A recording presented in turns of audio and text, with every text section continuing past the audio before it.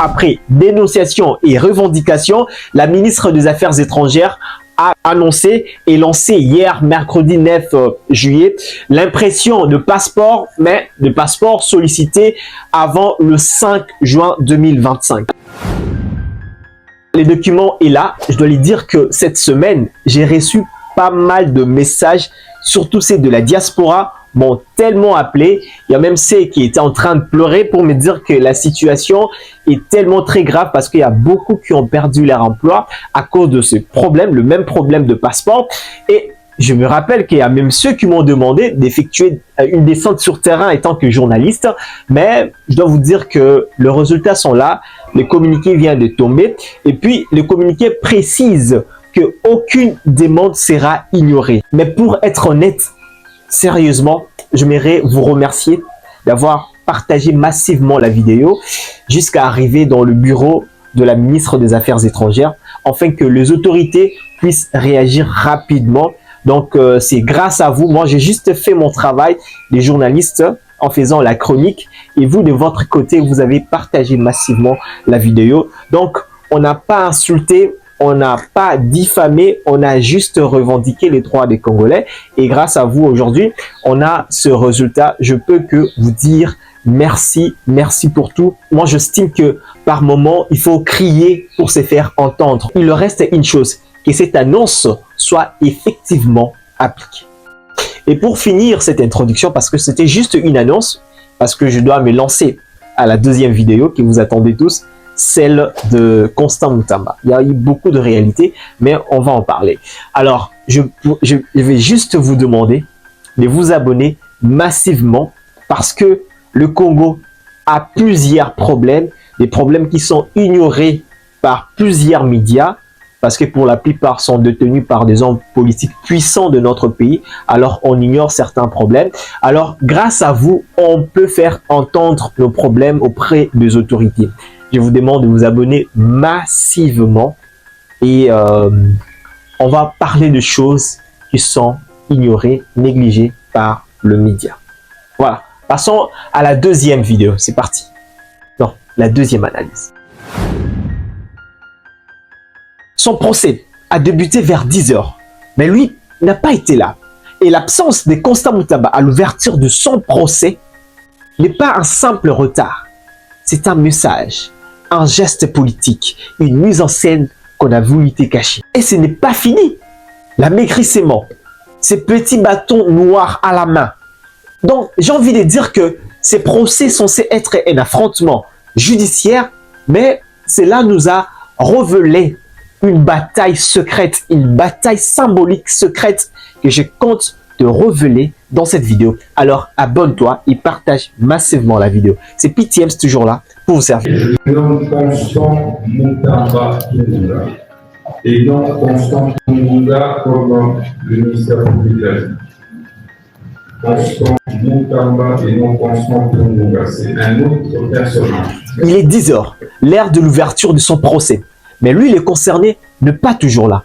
Constant Mutamba, ne pas là. L'inquiétude s'installe dans la salle. Ses avocats voient les dangers.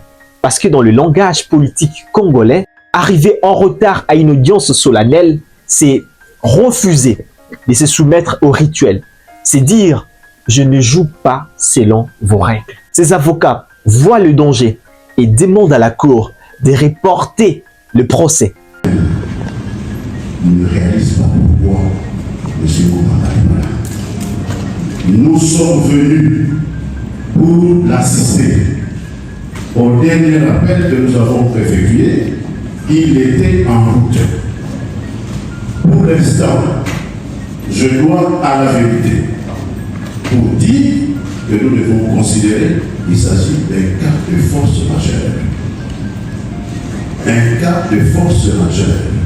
D'apprécier ces circonstances exceptionnelles et de daigner renvoyer l'affaire à telle date que des solutions soient prises. Je dis. Malheureusement, cette demande sera refusée. Mais il faut le dire, cette intervention a essayé de retarder un peu les choses. Et puis, c'était bénéfique pour les avocats de Constant Mutamba, car cela a permis à leurs clients de se dépêcher pour rejoindre la salle. Et pendant que ces avocats plaider sa cause, Constant Moutamba faisait son show habituel avec ses militants.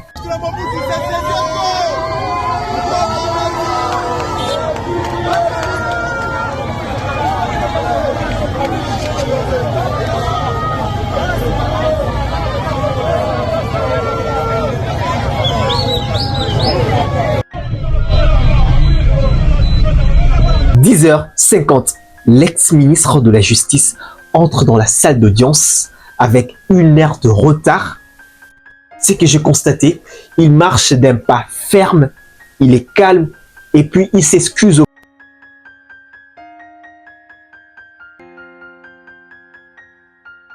Mais pour la première fois, il tient un petit bâton noir.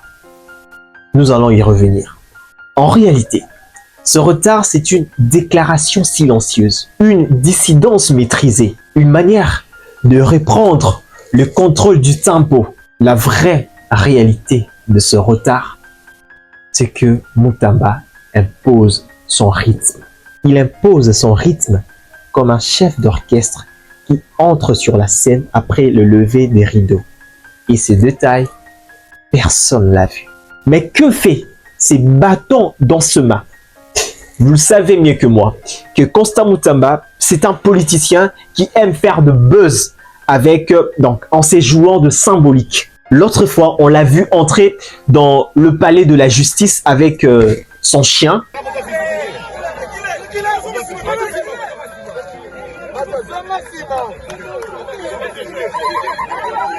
Il s'est pris de photos avec des gants de boxeur tout en étant ministre.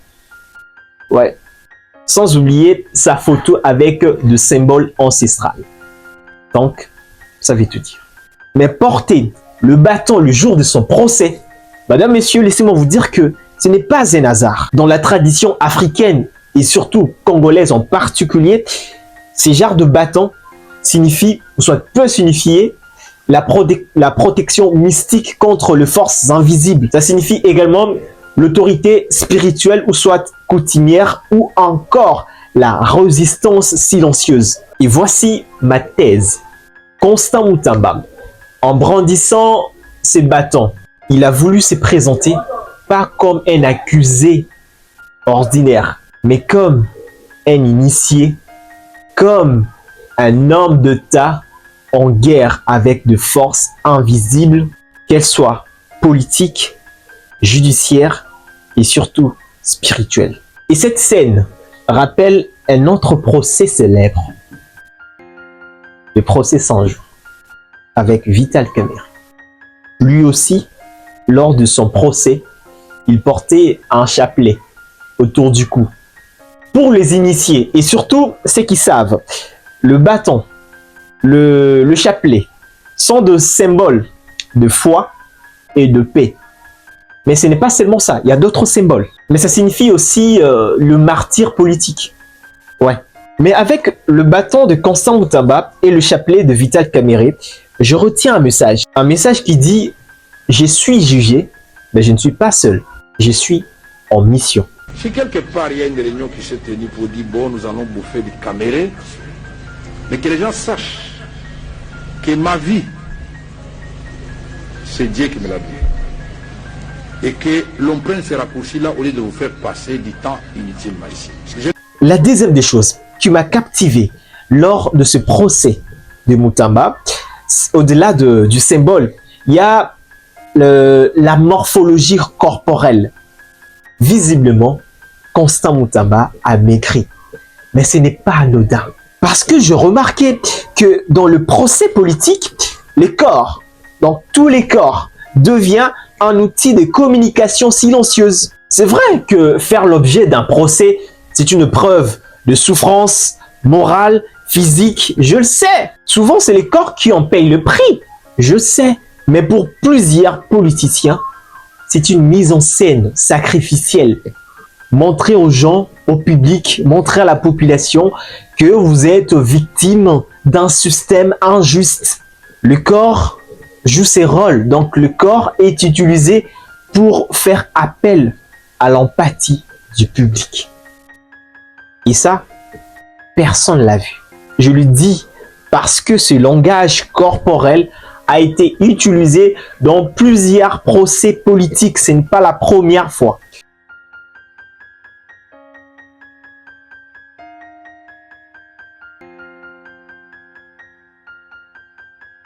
Vous voyez tout ça?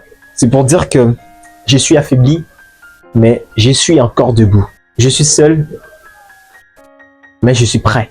Et le procès de Constant Mutamba a finalement été reporté pour le 23 juillet 2025. Mais une chose est sûre, la bataille ne se joue pas seulement dans le plaidoyerie.